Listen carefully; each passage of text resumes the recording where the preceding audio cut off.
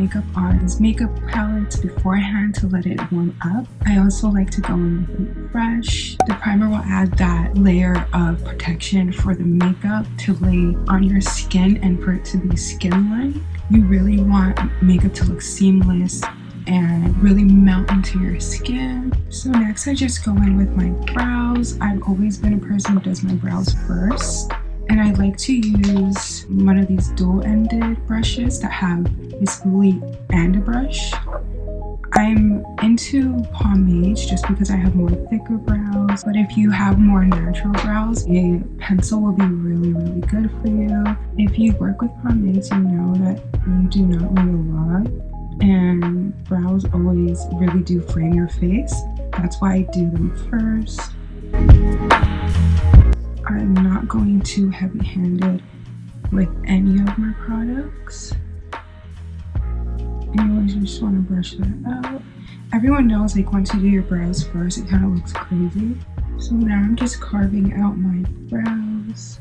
I think it really makes a difference into a clean brow versus lay-on product. And I just use my concealer, Poreless concealer. You can use your own foundation as well. That will work too. For concealers though, you really want to get something that is close to your skin tone because you really want it to be more natural. I like to go blend it in with a fluffy brush. This one's a small Morphe brush. You can also just blend it out with your fingers as well, or your beauty blender with something that's very small and precise that's going to get into a little crevices. First step of my base, I actually do underpainting. I personally haven't seen this be done in years. This is something I picked up when I was really young watching YouTube videos.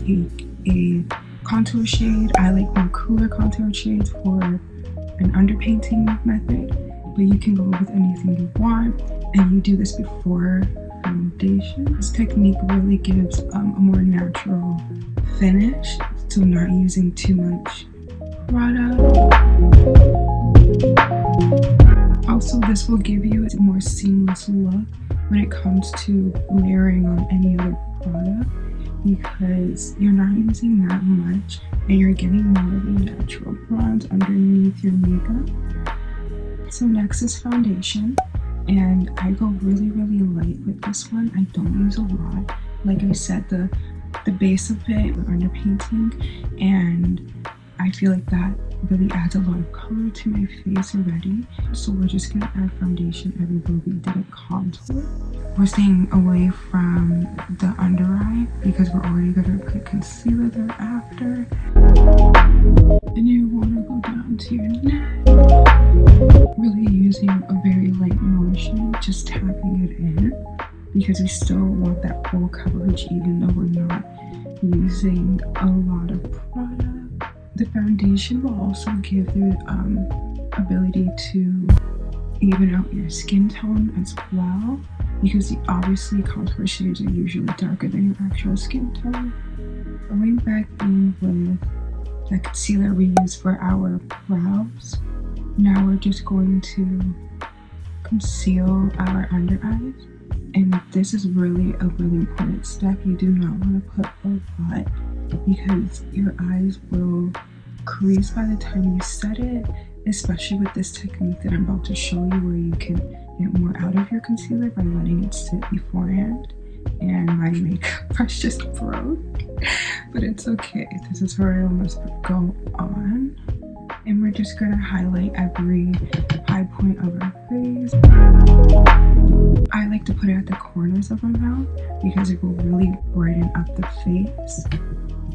And I try to more so build on my concealers rather than take a whole bunch at one time. I like to reverse contour as well. So after we have our concealer placed and where you want to brighten, this is where we go in with blush. This is the blush from NUDESTIX.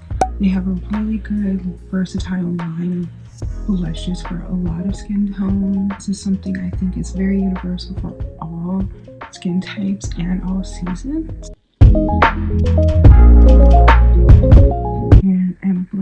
concealer now to tie everything together. And I like to use a beauty blender for this, just so I can marry everything as I'm blending, while I personally blend out with brushes specific areas.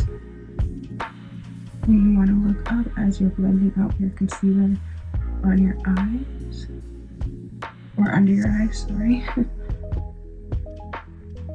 That way you can get all the creases.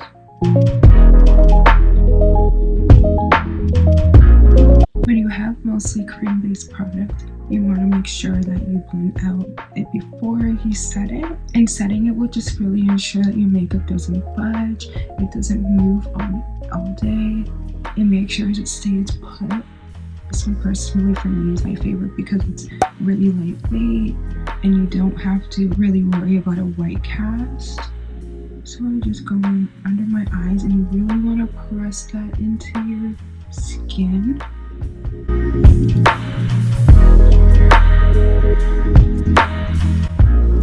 And then you just want to go in with the excess that you might have. You always want to set your neck as well. Don't ever forget about your neck. Personally, I like to carve out anything that I want to, such as my cheekbones and my nose. Going back into that contour, you really want to go in with powder and just lightly go over it, just to bring more color back to your face after you set it.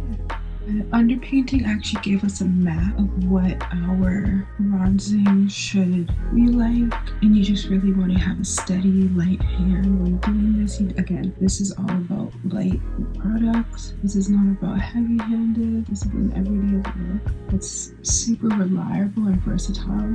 You can switch it up to your own needs and stuff like that. Again, with the under eyes, I love this technique where you double set your under eyes to have a very seamless look. And you only need a little. I'm using the Maybelline Fit Me powder, the matte and poreless.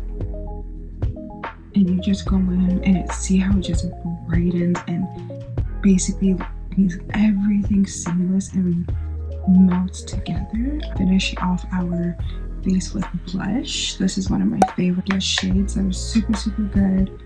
I just go in with the first three. The last one's more of a sparkly, and I feel like for every day it's kind of like too much, but you really just want to place it on the more so outer portions of your face to bring everything in. You can go on like the apples of your cheeks and your nose and stuff like that, but I feel like this is really more so natural. Making sure your makeup stays all day is investing in a really good setting spray. I feel like when you go with either a mattifying or even a luminous one, it has to work. Want it to be locked in. That's the reason why we also set it with powder. And next is to let all the powder just seep into your skin and melt everything together. And this is a really good one. This is the Preserve the Serve Luminous Setting Mist by Patrick Ta, the one size. To go in with a brown lip liner just for those everyday makeup looks. This one is just the Kiss Lip Pencil in Latte. So for this last step of the makeup routine, this is actually completely optional.